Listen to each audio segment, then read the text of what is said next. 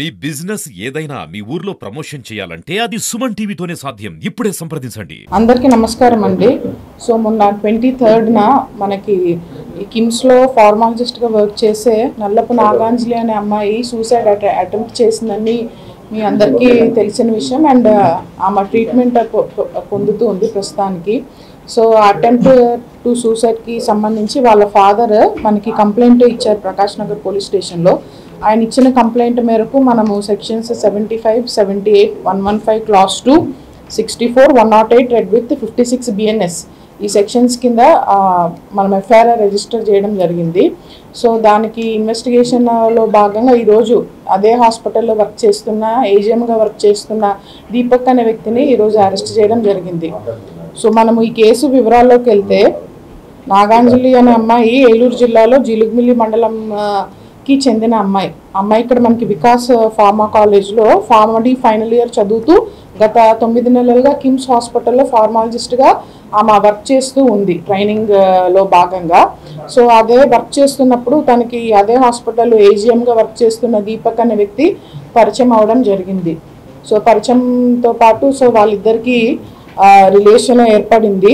So వాళ్ళ father ఇచ్చిన complaint మేరకు అమ్మాయి తన ఇంట్లో వాళ్ళకి ఏమని చెప్పిందంటే, ఈ దీపక్ అనే వ్యక్తి తనని లైంగికంగా వేధిస్తున్నట్లు అండ్ శారీరకంగా వాడుకొని ఈ విషయం ఎవరికి చెప్పొద్దు అని అందరికీ చెప్పినందువలన తను ఎప్పటి నుంచో బాధపడుతున్నట్టు గత కొన్ని రోజుల క్రితం కూడా వాళ్ళ ఇంట్లో చెప్పింది. సో అండ్ దానిలో భాగంగా ఈ అమ్మాయి 23rd ఒక నోట్ రాసి పెట్టి ఒక ఇంజెక్షన్ తీసుకొని సూసైడ్ అటెంప్ట్ చేయడం జరిగింది. సో అటెంప్ట్ చేసిన వెంటనే ఆమెకి ట్రీట్మెంట్ స్టార్ట్ చేశారు అండ్ ప్రస్తుతానికి ట్రీట్మెంట్ పొందుతూ ఉందండి.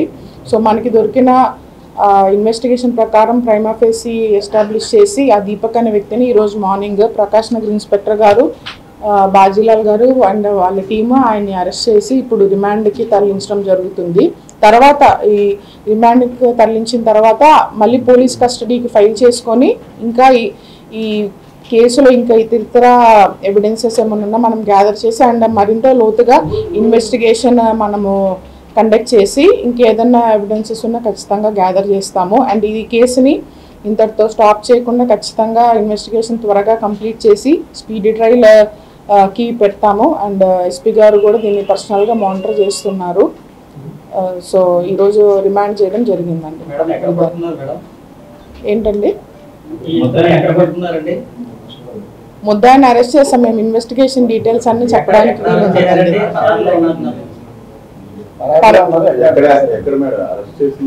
అతను రాజమండ్రిలోనే అరెస్ట్ చేశాం. వాళ్ళవి అందరివి స్టేట్మెంట్స్ ప్రతి ఒక్క స్టాఫ్ మెంబర్ కూడా మనం ఇప్పుడు రికార్డ్ చేస్తున్నామండి. అదే ప్రాసెస్లో ఉన్నాము. వాళ్ళు ప్రస్తుతానికైతే వాళ్ళ నోటీస్లో ఇంతవరకు లేదని చెప్పారు. ఇంకేదైనా ఉందా అన్నది ఇంకా అదర్ స్టాఫ్ని కూడా అందరిని విచారిస్తామండి. ఇది చాలా కీలకమైనది. రాష్ట్ర వ్యాప్తంగా సంచలనం సృష్టించే టైప్ కేసు. ఇలాంటి కేసులో హెల్త్ బులెటిన్ అనేది ప్రామాణికంగా తీసుకోవాలి. కానీ హెల్త్ బులెటిన్ అనేది ఇప్పటి వరకు కూడా హాస్పిటల్ నుంచి రాలేదు. మరి దాని మీద మీరు ఏదన్నా హెల్త్ బులెటిన్ ఆ రోజు వచ్చి డాక్టర్స్ చెప్పారండి. ఆ రోజు వాళ్ళిద్దరు డాక్టర్స్ వచ్చి చెప్పారు. పేరెంట్స్ ని తీసుకొని వెళ్ళాము మేము. సూపరింటెండెంట్ గారితో కూడా ఉండి మాట్లాడించాము. అండ్ వాళ్ళ పేరెంట్స్ వాళ్ళ మదర్ కూడా పక్కనే ఉన్నారు. అండ్ వాళ్ళకి అలో చేస్తున్నారు. ఆ రకంగా ఉన్నది రూమర్స్ తప్ప ఎవరిని అలో చేయకుండా అయితే ఏం లేదు.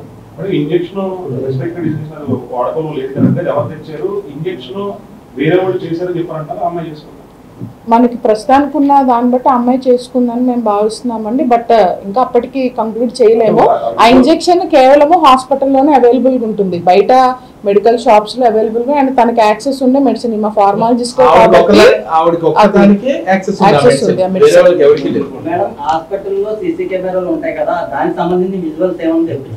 మేము అన్ని కలెక్ట్ చేస్తున్నాం. Investigation under process.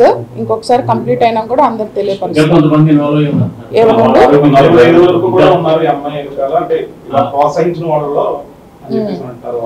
లేదండి, అన్ని మనము అమ్మాయి దగ్గర ఉన్న ఆల్ డేటా ఆల్ ఎవిడెన్సెస్ కూడా మనం ఇన్వెస్టిగేషన్ చేస్తున్నాం. ఏమైనా తన ఫోన్లో ఉన్న ఆ ఫోన్ కూడా సీజ్ చేసాము. ఇద్దరు అక్యూజ్డ్ అండ్ ఈ అమ్మాయిది కూడా ఫోన్ సీజ్ చేసాం. దాంట్లో ఇంక ఇతర ఆధారాలు ఏమైనా ఉన్నా కూడా అది ఖచ్చితంగా మనకు తెలుస్తాయి. అండ్ ఎవరైనా మీరు అన్నట్టు ప్రోత్సహించారంటే ఖచ్చితంగా వాళ్ళని కూడా మనం యాడ్ చేస్తాం. మనకి ఇంకా వాళ్ళ నిర్లక్ష్యం ఉందా లేదా అన్నది ఇంకా ఎస్టాబ్లిష్ అవ్వలేదండి. ఇతను 2010 నుంచి కూడా అదే హాస్పిటల్లో వర్క్ చేస్తున్నారు. ఫస్ట్ జస్ట్ ఒక అసిస్టెంట్ గా వర్క్ చేసి తర్వాత కోవిడ్ టైంలో కోవిడ్ కోఆర్డినేటర్గా అతను ఇట్లా బాధ్యతలు అందుకొని సో ఆ రకంగా సో డిఫరెంట్ రోల్స్లో ఆ హాస్పిటల్లో వర్క్ చేస్తూ ప్రస్తుతానికి ఇప్పుడు ఏజిఎంగా వర్క్ చేస్తున్నారండి. అంటే మా దాంట్లో తీసేసాం 15 రోజుల క్రితమే అతను జాబ్ నుంచి అన్న వెర్షన్ కూడా నుంచి వచ్చింది, అది కరెక్టేనండి? లేదండి, అదైతే మా దృష్టిలో లేదు. అతను కూడా తీయలేదు, అతను డ్యూటీలోనే ఉన్నాడు. ఇప్పుడు చూడండి ఈ అమ్మాయి విషయంలో కూడా జరిగింది. నిజంగా ఎవరైనా వ్యక్తులు ఈ రకంగా ఇబ్బంది పెడుతున్నా ఏమన్నా చేస్తున్నా దయచేసి మీ తల్లిదండ్రుల దృష్టికి తీసుకొని వెళ్ళండి. అండ్ మా పోలీస్ దృష్టికి కూడా తీసుకొని రావాలని మనం తెలియజేస్తూనే ఉన్నాం.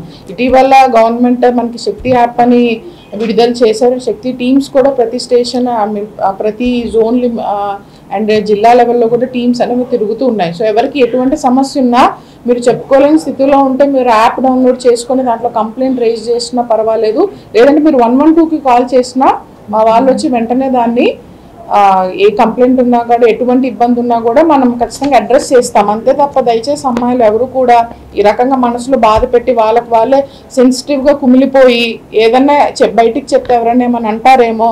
సో తప్పులు అనేవి అందరూ చేస్తారు, తప్పు చేయడం చాలా సహజము, తెలిసి చేయొచ్చు తెలియక చేయకపోయినా. ఇప్పుడు చివరిలో చేయి దాటిపోయింది అన్న పరిస్థితిలో కూడా ఎటువంటి ఇబ్బంది ఉన్నా ఖచ్చితంగా మేము వాళ్ళందరికీ కౌన్సిలింగ్ చేస్తాము అండ్ చర్యలు కూడా తీసుకుంటామండి. అంతే తప్ప ఇటువంటి ఎక్స్ట్రీమ్ స్టెప్స్కి కూడా ఎవరు వెళ్ళకూడదని రిక్వెస్ట్ చేస్తున్నాం. అమ్మాయి ఫోన్లో కొంత మనము సీజ్ చేసామంటే అమ్మాయి ఫోను మనం ఎఫ్ఎస్ఎల్కి పంపిస్తాం. కొన్ని ఎలిగేషన్స్ ఉన్నాయి, ఫోన్లో కూడా డేటా డిలీట్ చేశారన్నది. ఇంకా అదర్ డిలీటెడ్ డేటా ఏదైనా ఉన్నా కూడా మనం రిట్రీవ్ చేస్తాము. అమ్మాయి సూసైడ్ నోట్ ఉంది, మేము అవన్నీ కూడా మీకు క్లియర్గా వెల్లడించలేము. బట్ వాళ్ళు ఇచ్చిన కంప్లైంట్ మేరకు మనం చేస్తాం.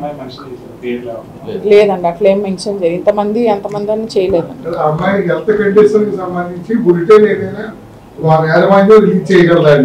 ఆల్రెడీ మొన్న చెప్పారండి. ఈ రోజు ఇంకొకసారి హాస్పిటల్ చెప్పి మీకు కూడా ఇమ్మని చెప్తామండి. ప్రస్తుతానికి అమ్మాయి ట్రీట్మెంట్